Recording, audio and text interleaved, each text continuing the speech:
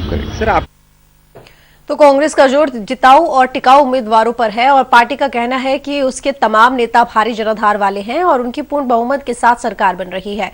Party के प्रदेश अध्यक्ष का कहना है कि सभी कार्यकर्ता एकजुट होकर पार्टी प्रत्याशी को जिताएंगे। खुद गोदियाल श्रीनगर सीट से लड़ रहे हैं, जहां से मंत्री धन सिंह रावत मैदान में है।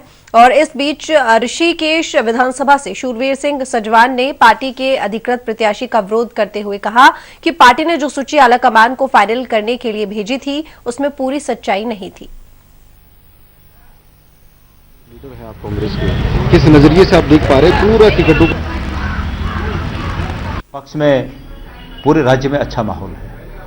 लोग ये तैयार होकर बैठे हैं कि कांग्रेस को जिताना है और एक अच्छी साफ सुथरी सरकार प्रदेश में स्थापित करनी है। डैमेज को कैसे रोकेंगे आप, उसको कंट्रोल परिवार में कुछ लोग असंतुष्ट होते हैं, उनको बातचीत हमारी जारी है और मैं उम्मीद करता हूं कि एक भी सीट ऐसी नहीं होगी जिस पर कोई हमारे परिवार का कोई व्यक्ति बागी के रूप में उम्मीदवार होगा। हम सबसे बातचीत जारी है और उम्मीद करता हूं कि सब ठीक होगा। कांग्रेस एक बड़ी पार्टी है और सभी लोगों के बारे में पूर्ण जानकारी नहीं होती है और जानकारी के अभाव में या गलत इंफॉर्मेशंस देने के अभाव में कभी कभी भूल चूक भी हुआ करती है। ये तो परिवार में हो जाती है, ये तो बड़ा परिवार है।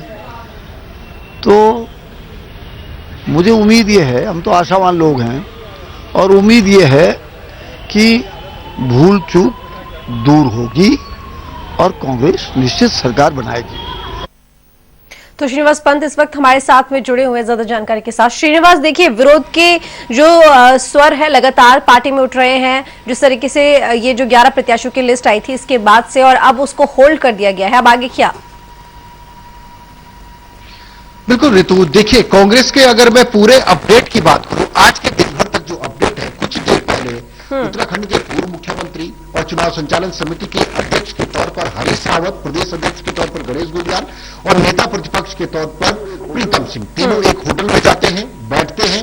बैठक सिर्फ इसलिए होती है कि जो विरोध हो रहा है उस विरोध को कैसे सही किया जाए, उस विरोध को कैसे थामा जाए और पार्टी समर्थित प्रत्याशी माहौल को अपने समर्थन में या कांग्रेस के पक्ष में माहौल कैसे बनाया जाए, इसको लेकर रणनीति होती है। और इस वक्त की ताजा अपडेट यह है कि हरीश रावत को 8 सीटें दी गई है, गणेश गोदियाल को 4 सीटें दी गई है और प्रीतम सिंह को 4 सीट दी गई है कि 16 सीटें कुल ऐसी हैं जहां पर कांग्रेस ने यह बयान जारी किया है एक गोपनीय बैठक के बाद कि यहां पर कांग्रेस कमजोर है भारतीय जनता पार्टी के मुकाबले, और उस कमजोरी को दूर करने के लिए या तो प्रत्याशियों को बदला जाएगा या फिर प्रत्याशियों के पक्ष में जो विरोधी बन चुके हैं कार्यकर्ता उनको लामबंद किया जाएगा समर्थन में। उसको लेकर के कठोर रणनीति बनाई जाएगी। उसमें पिछली जो 11 सीटें डिक्लेयर की गई हैं, जिसमें हरीश रावत रामनगर से चुनाव लड़ रहे हैं, अनुकृति गुसाई लैंसडाउन से चुनाव लड़ रही है, सूर्यकांत धस्माना कैंट से चुनाव लड़ रहे हैं, डोईवाला से मोहित उनियाल चुनाव लड़ रहे हैं। ऐसे जो 11 सीटें हैं उन 11 सीटों को होल्ड पर कर दिया गया है और अब 11 के साथ जो 6 सीटें बची हुई हैं यानी 17 सीटें एक साथ डिक्लेयर कर दी जाएंगी। उससे पहले प्रदेश नेतृत्व जो सीटों का बंटवारा, मैंने कहा कि चुनाव संचालन समिति के अध्यक्ष के तौर पर 8 सीट, प्रदेश अध्यक्ष 4 सीट, नेता प्रतिपक्ष 4 सीट, यहां पर प्रत्याशियों को बदलने के लिए अपनी रणनीति बना रहे हैं और देर रात तक इस पर मंथन होकर के केंद्रीय आलाकमान को भेजा जाएगा। पार्लियामेंट्री बोर्ड इस पर अंतिम मुहर लगाएगा, निर्णय लगाएगा। लेकिन रितु, इसके अलावा एक बड़ी अपडेट यह निकल कर आई है कि झबरेड़ा से 2012 और 17 में चुनाव लड़ने वाले राजपाल जो कांग्रेस के कार्यकर्ता थे उनको भारतीय जनता पार्टी ने तोड़ दिया है, बीजेपी ज्वाइन करा दी है। इसके अलावा कांग्रेस भवन में आज कैंट विधानसभा सीट को लेकर के बाकायदा राज्य आंदोलनकारी जो महिलाएं हैं, कांग्रेस की कार्यकर्ता है, वो कांग्रेस भवन पहुंचती है और मांग करती हैं कि कांग्रेस आलाकमान या पार्लियामेंट्री बोर्ड या केंद्रीय आलाकमान कैंट विधानसभा सीट में जिसको उम्मीदवार बनाया है उनको बार बार आपने किस्मत आजमाने का मौका दिया, वो नहीं जीत पाए। मेयर का चुनाव धस्माना को लड़ाया गया, नहीं जीत पाए। कैंट विधानसभा से पहले दावेदारी कर चुके हैं, नहीं जीत पाए, लेकिन वर्तमान में राज्य आंदोलनकारी को वहां पर टिकट दिया जाना चाहिए। तभी कांग्रेस के तमाम कार्यकर्ता, चाहे वो नवीन जोशी के समर्थक हो, दीप बोरा के समर्थक हो, थापर के समर्थक हो, या यूं कहें कि इस तरीके का एक माहौल जो पैदा हो रहा है, वो कांग्रेस के समर्थित प्रत्याशी को समर्थन करने को तैयार रहेंगे अगर आंदोलनकारी को वहां पर लड़ाया जाता है। यानी कांग्रेस की अंदरूनी जो गुटबाजी है वो कांग्रेस भवन में साफ देखी जा रही है। कल की आपने तस्वीरें देखी होगी कि लैंसडॉन को लेकर के किस प्रकार से नारद के वेश में रघुवीर सिंह बिष्ट को समर्थन करते हुए वहां पर कार्यकर्ता पहुंचे थे, नारेबाजी करी थी।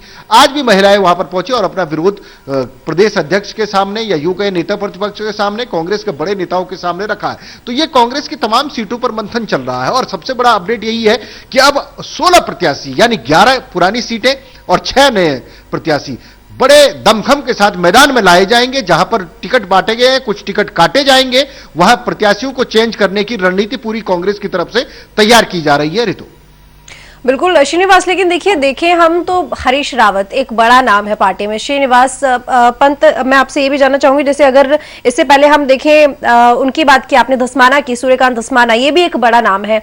अनुकृति की अगर बात की जाए तो देखिए जिस तरीके से हरक सिंह रावत ने अभी कुछ दिन पहले ही पार्टी ज्वाइन की और उनकी जो पुत्र वधू है उनको 2 दिन पहले पार्टी ज्वाइन कराई गई और उनकी एकदम पैराशूट एंट्री कराई गई। तो इन सब को लेकर जिस तरीके से विरोध कांग्रेस में उठने लगे हैं, क्या इसका इम्पैक्ट अगर चुनावों की बात करें, परिणामों की बात करें, तो उस पर किस तरह का पड़ेगा? बिल्कुल, देखिए उस पर कितना असरदार ये सूची होगी, यानी 11 प्रत्याशी होंगे, इस बात को कांग्रेस प्रदेश नेतृत्व समझ चुका है। हरीश रावत समझ चुके हैं, प्रीतम सिंह समझ चुके हैं, गणेश गोदियाल समझ चुके हैं। यही कारण है कि आज गोपनीय बैठक एक निजी होटल में की गई और होटल में करने के बाद एक बीच का रास्ता निकाला गया जिसमें 8 सीटें हरीश रावत मैनेज करेंगे, 4 सीटें प्रीतम सिंह और 4 सीटें गणेश गोदियाल। यानी मैनेज करने का संदर्भ इस बात से लिया जा सकता है कि या तो वहां पर प्रत्याशी बदले जाएंगे या फिर वहां पर मजबूत जो विरोध कर रहे हैं उनको समर्थन में मजबूती के साथ आगे लाया जाएगा, एडजस्ट किया जाएगा, मैनेज किया जाएगा। जिसमें सबसे पहले है डोईवाला सीट। डोईवाला सीट में कांग्रेस हीरा सिंह बिष्ट को वहां से बदल चुकी है, जो पिछले प्रत्याशी थे पिछली बार। अब मोहित उनियाल को वहां पर दांव खेला गया है। मोहित उनियाल की अपनी पैठ डोईवाला विधानसभा में उतनी ज्यादा नहीं है जो और कार्यकर्ताओं की है। वहां पर दावेदारी हेमा पुरोहित ने की थी, अपने आप में वो एक कद्दावर नेता रही है। एसपी सिंह ने की थी, अपने आप में वो कद्दावर नेता रहे हैं। लाखीराम बिजलान ने की थी, वो पुराने कांग्रेसी खाटी कार्यकर्ता माने जाते हैं। तो ऐसे कार्यकर्ताओं ने अपनी पेश की थी कि वो दावेदारी चाहते हैं, लेकिन पार्टी ने मोहित उनियाल को पैराशूट के तौर पर वहां पर दिया, जिससे लोगों में नाराजगी और इस बात को कांग्रेस समझ गई। लैंसडॉन की अगर बात करें तो लैंसडॉन सीट पर जिस प्रकार से अनुकृति गुसाई को कांग्रेस की रीति नीति का मालूम नहीं है, उसके बावजूद भी उनको टिकट दे दिया गया है। जो 5 साल से रघुवीर सिंह बिष्ट लगातार तैयारी कर रहे थे, पार्टी का झंडा और डंडा लेकर के पार्टी के कार्यक्रम को करा रहे थे, वो हाशिए पर चले गए, समर्थन नहीं करेंगे। यानी इस तरीके का माहौल सिर्फ वही नहीं है। रामनगर में अचानक से हरीश रावत भले ही बड़ा नाम है, लेकिन वहां पर तैयारी रंजीत रावत कर रहे थे पिछले 5 साल से, और रामनगर में अचानक से अगर हरीश रावत जाते हैं तो रामनगर की जो जनता है, जिनको रंजीत रावत ने समर्थन मांगा है, वो किसको वोट करे, हरीश रावत को या फिर रंजीत रावत को। और रंजीत रावत और हरीश रावत के जो संबंध है इतने मधुर आज के दौर में नहीं है, क्योंकि रंजीत रावत अपना एक अलग कद रखते हैं उत्तराखंड कांग्रेस में और हरीश रावत अपना अलग कद रखते हैं। इसके अलावा अगर हम सीट की बात करते हैं, ऋषिकेश विधानसभा सीट, सूरवीर सजवाण हमेशा से चुनाव लड़ते आए हैं। अगर सूरवीर सिंह सजवाण वरिष्ठ नेता कांग्रेस के रहे हैं, इससे पहले कैबिनेट मंत्री रहे हैं, और ऐसे में आज वो अपनी नाराजगी व्यक्त कर रहे थे कांग्रेस भवन में आकर के। जब मैंने उनसे बातचीत की, उन्होंने सीधे तौर पर ये कहा ऋतु कि जिस प्रकार से टिकट बांटे गए हैं, केंद्रीय आला कमान को सही रिपोर्टिंग नहीं हुई है, फीडिंग सही नहीं हो पाई है, हो सकता भूल चूक हो गई हो, और उसको सुधार करने के लिए टिकटों को अब होल्ड पर कर दिया गया है 11 सूचियों में। उन 11 पर चुनाव सिंबल उनको नहीं दिए जाएंगे। 11 पर जब नए नाम आ जाएंगे, कुछ नाम पुराने रहेंगे, कुछ नए उसमें लाए जाएंगे, या फिर बीच में कोई सामंजस्य बनाया जाएगा अगर उन्हीं को रखा जाता, लेकिन इस पर मंथन होगा, उसके बाद फैसला होगा। तो सूरवीर सजवाण को लगता है कि ऋषिकेश विधानसभा सीट से उनका ही जो दावेदारी की गई थी उस पर अंतिम मुहर लगेगी और प्रत्याशी बदल करके उनको मौका मिलेगा। नरेंद्रनगर सीट है, नरेंद्रनगर सीट में ओम गोपाल रावत को लड़ाने के लिए कांग्रेस लगातार मांग कर रही है, कार्यकर्ता मांग कर रहे हैं, उस पर कांग्रेस ने अभी तक डिक्लेयर नहीं किया है। तो इसी तरीके से जो 11 सीटें हैं और 6 सीटें और डिक्लेयर होनी है, उनमें प्रत्याशियों को बदलने के लिए कांग्रेस पूरे तरीके से मंथन कर रही है। और देर रात या कल तक, क्योंकि भारतीय जनता पार्टी की जैसे सीटें जो बची हुई है, अगर वो सूची जारी हो जाती है तो कांग्रेस भी उसके बाद जारी कर देगी। और आप यकीन मानिए कि जिस तरीके की रणनीति चल रही है, कांग्रेस चाहती है कि सत्ता में आना, और सत्ता में आने के लिए अपनी कमजोर सीटों को मजबूत करना चाहती है। चलिए बने रहिए श्रीनिवास हमारे साथ, आगे और भी खबरों पर अपडेट देंगे आपसे। वक्त एक छोटे से ब्रेक का, जल्द लौटते हैं कुछ अन्य खबरों के साथ।